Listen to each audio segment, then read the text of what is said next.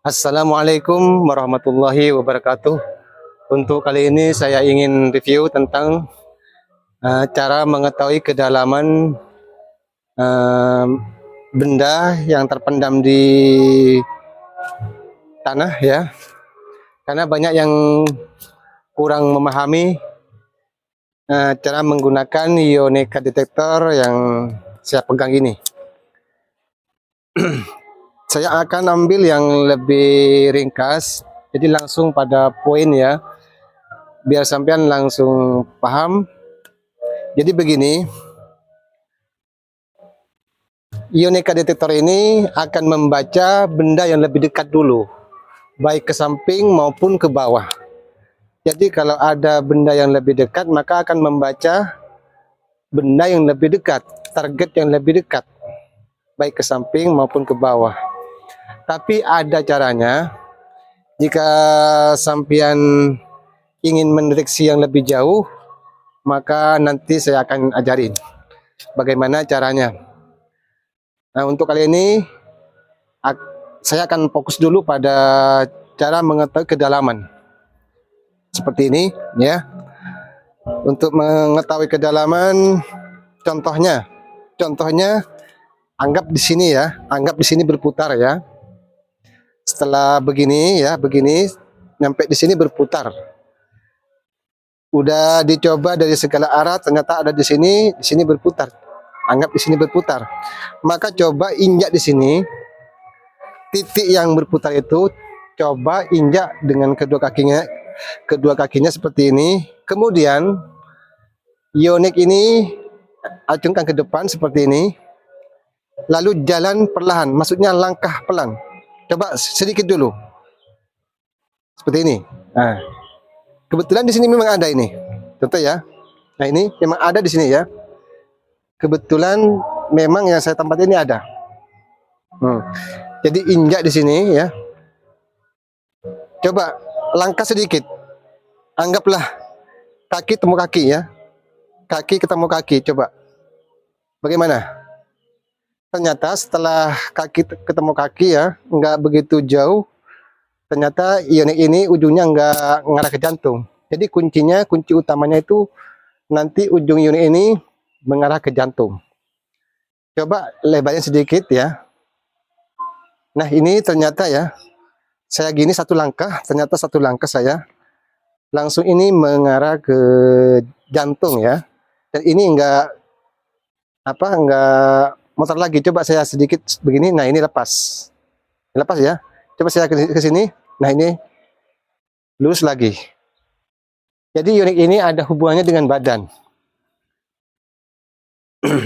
Anggaplah badan ini menjadi sebagai magnet seperti itu. Sinyal lah, anggap menjadi sinyal. Jadi kalau ionik ini dilepas, nggak bekerja maksimal karena ini adalah tubuh kita menjadi sinyal seperti itu. Jadi berarti ini kedalamannya nggak begitu dalam. Coba sedikit seperti ini ya, coba begini. Ini masih lepas ya. Ternyata lurus ya. Coba tekan yang kaki yang depan ini, coba tekan kuat. Coba begini. Seperti ini. Berarti ini ya, satu langkah ya. Satu langkah ini udah, berarti kalau satu langkah berapa meter? Berapa senti? Anggaplah kalau dekat seperti ini, kaki ketemu kaki, ini biasanya mainnya 10 atau mungkin 5 cm atau mungkin 10 cm. Itulah mainnya lah. Nggak begitu jauh lah. Kurang lebih lah seperti itu. Nah, kalau umpama anggap di sini ya. Di sini bendanya dalam. Anggaplah di sini nyampe 3 meter. Maka caranya seperti ini. Tetap di tempat, di target yang memang diyakini ada ya. Lalu kita langkah begini, contoh ya. Contoh. Ini saya tahan dulu ya. Tidak saya kasih gerak dulu ya. Contoh. Setelah nyampe sini ya. Kemudian ionik ini anggaplah lurus ke sini ya. lurus ke sini. Maka hitung dari titik kaki yang terakhir yang diinjakkan ke titik yang awal. Anggaplah 1, 2, 3. Berarti 3 langkah. Sekarang hitung kira kisaran berapa meter dari sini ke sana. Anggaplah 1, 2, anggap 3 lah, 3 meter atau 2 meter lebih, seperti itu ya kedalamannya, seperti itu. Jadi ini cara mudah untuk mengetahui kedalaman menggunakan Yonex ini. Saya belum tahu kalau menggunakan Yonex yang lain, karena yang saya tahu menggunakan Yonex ini ya caranya seperti itu. Jadi begini ya. Terus kedua, cara mengetahui kedalaman ya, pakai kerikil. Pakai kerikil. Nih, pakai kerikil. Contoh di sini ya, tadi di mana? Nah, tadi di sini ada gerakan. Nah, di sini ya, ada gerakan ya. Nah, di sini. Nah, ini nggak harus muter kuat ya, nggak harus. Nah, ini banyak yang kurang paham. Banyak orang yang suka bermain-main dengan putaran ini seperti ini sampai. Sebetulnya ini nggak begitu penting ya, putar cepat nggak begitu penting. Putaran ini hanya untuk mengetahui besar kecilnya benda seperti ini. Jadi kalau putarannya agak kuat seperti ini, contohnya berarti agak besar bendanya. Kalau lemah berarti agak kecil. Jadi yang penting tahulah, nggak harus sampai weng weng weng kayak helikopter, nggak usah seperti itu ya. Yang penting ada gerakan udah cukup. Contoh seperti cukup dah gitu, nggak harus pakai lama lah. Yang penting ada putaran, karena kalau nggak lurus ke target nggak bakal berputar. Jadi kalau udah ada putaran dikit udah nggak usah, atau gini aja lah, udah cukup nggak masalah. Kalau udah paham, atau begini satu putaran aja sudah cukup. Nggak harus motor nggak harus, nggak penting. Jadi ya pakai kerikil. Contoh, anggap di sini saya ingin tahu kedalaman di sini. Pegang satu kerikil ya, pegang satu kerikil ya, pegang seperti ini. Nah, ternyata saya megang satu kerikil nih, ujung Yonex ini langsung lurus ke jantung seperti itu. Coba sekarang ya ini enggak berubah ini kan, langsung berarti dekat. Target yang akan saya ambil ini dekat. Adalah anggaplah 1 meter inilah. Tapi sebetulnya enggak 1 meter, anggaplah ada di antara 1 meter begitu. Coba saya ambil 2. Bagaimana pergerakan ujung Yonex ini? Perhatikan. Nah ini ya, tadi ini ujungnya lurus ke sini, ke jantung. Sekarang agak belok ke sana. Ya kan? Ini. Coba saya ambil 3. Ya. Ambil 3 ya. Ini. Wah, makin jauh ya. Ini ya. Makin nggak terarah.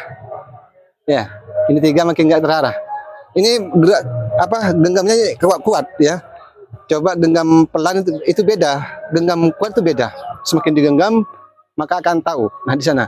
Jadi kalau genggamannya itu sedikit, digenggam biasa, maka kurang maksimal.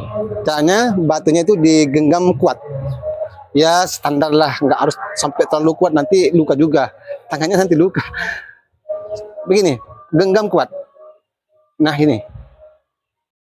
Langsung nggak gerak. Kalau pelan, lepas. Ini pelan saya ya. Nah ini. Nah, lepas. Jadi nggak maksimal. Nah, genggam kuat. Seperti itu contohnya. Nah, nanti kalau udah, coba saya lepas ya, ini ya. Ini ya. Saya genggam kuat ya. Ke sana ya. Ini 3 kan? Saya coba ya, 3 saya lepas 1. Buang 1. Ah, berubah kan? Lepas lagi 1. Nah, ini ya. Berubah ya. Ini berubah kan? Lepas lagi 1. Nah, ini. Jadi nggak terarah.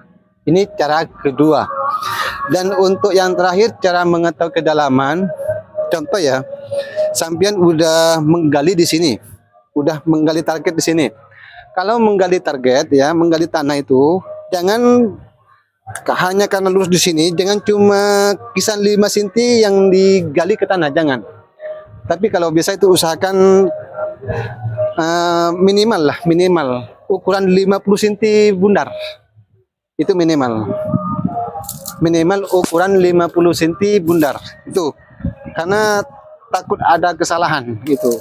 Jadi minimal 50 cm seperti itu ya.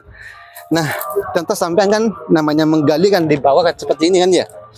Terus sampean mencari target di sini, masa sampean udah menggali ya, udah menggali terus karena masih belum ketemu target, lalu sampean masih berdiri begini, lalu begini, capek juga kan? Lalu digali lagi ya. Terus karena belum ketemu, dicoba lagi, apa masih dalam apa enggak? Capek juga kan? Nah, jadi caranya seperti ini. Kalau targetnya nggak begitu dalam, lain lagi kalau targetnya dalam ya, lain lagi. Kalau targetnya anggaplah targetnya di sini masih nggak begitu dalam, jadi caranya seperti ini ya. Tangan yang kiri itu sentuhkan ke tanah, begini ya. Anggap di sini ada. Coba mana yang tadi? Mana yang tadi? Nah, mana yang tadi ya? Sebentar. Mana? Nah di sini ya. Nah, di sini ya. Coba ya, seperti ini. Ini kuat dengan tekanan kuat, tapi nggak terlalu kuat juga ya, santailah. Nah ini lurus. Coba lebih dekat. Lepas ya, lepas ini ya. Ini lepas. Coba. Nah, lepas lagi. Berarti di sini. Coba dikeren. Ah di sini. Berarti kisaran berapa? Anggaplah kisaran 50 cm. Jauhnya seperti itu ya. Ini sampean sudah saya ajari dengan penuh ya, biar sampean nggak selalu salah mengira ionik ini tidak berfungsi, karena kebanyakan itu salah cara penggunaannya ya, kebanyakan salah. Jadi begini, nah kalau lebih 1 meter ya nggak mampu, maksud saya ini yang terakhir ini kalau jak dangkal. Contohnya cuma di beginiin ya. Kalau terlalu jauh ya nggak mungkin bisa juga ya, harus berdiri. Kalau terlalu jauh harus berdiri ya, nggak bisa juga. Dan kebanyakan yang baru belajar menggunakan ionik ini, kebanyakan itu caranya salah. Cara mencobanya itu diam di tempat begitu. Udah nanti saya ajarin ya, karena untuk saat ini saya masih fokus pada cara mengetahui kedalaman target. Jadi udah jelas ya, seperti itu. 1, pakai langkah kaki. 2, pakai batu kerikil dengan cara digenggam kuat. 3, dengan cara telapak tangan disentuhkan ke bumi. Kurang lebih seperti itu ya. Atas kurang lebihnya mohon maaf. Assalamualaikum warahmatullahi wabarakatuh.